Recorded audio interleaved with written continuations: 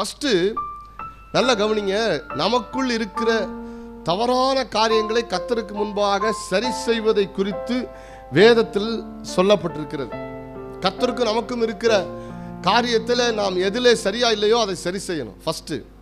ரெண்டாவது, நம்மால் சிலர் கட்டப்பட்டிருப்பாங்கல்ல, அல்லது நம்மை சுற்றி இருக்கிற கட்டப்பட்டிருக்கிறவர்களுக்கு நாம் செய்யக்கூடிய விடுதலையின் ஊழியத்தை குறித்து சொல்லப்பட்டிருக்கிறது. ரெண்டாவது. மூன்றாவது, ராஜரீக பிரமாணத்தின் அடுத்த பகுதியாகிய மற்றவர்களுக்கு, பசியுள்ளவனுக்கு ஆகாரம், வஸ்திரம் இல்லாதவனுக்கு வஸ்திரம், சிறுமையானவர்களுக்கு வீட்டிலே சேர்த்து கொள்ளுகிற காரியம், இப்படிப்பட்ட மற்றவர்களுக்கு நான் செய்யக்கூடிய காரியம், இந்த மூன்றையும் கர்த்தர் தெளிவா யூதா ஜனங்களுக்கு சொல்றாரு.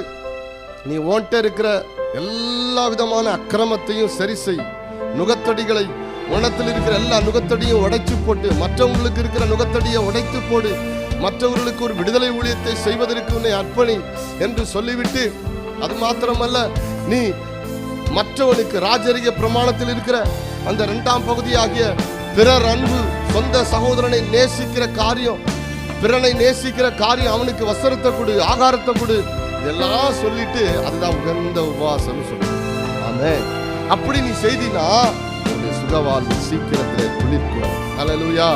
ஆமென். என் வாழ்க்கை துளிர்க்கணும், என் வாழ்க்கையில ஒரு அற்புதம் நடக்கணும், என் வாழ்க்கையில ஒரு விடுதலை வேண்டும், என் வாழ்க்கையில ஒரு ஆசீர்வாதம், நன்மை வேண்டும், நான் நினைத்த காரியத்தின்படி எனக்கு ஒரு உயர்வு வேண்டும், மேன்மை வேண்டும், ஒரு சமாதானம் வேண்டும், சந்தோஷம் வேண்டும் என்று சொல்லுகிற அநேகருடைய வாழ்க்கையில அவைகள் கிடைக்காமல் இருப்பதற்கு காரணம் கர்த்தரை அவருடைய பிரமாணத்தின்படி, விருப்பத்தின்படி, அவருடைய எதிர்பார்ப்பின்படி தேடாமல் இருப்பதுதான்.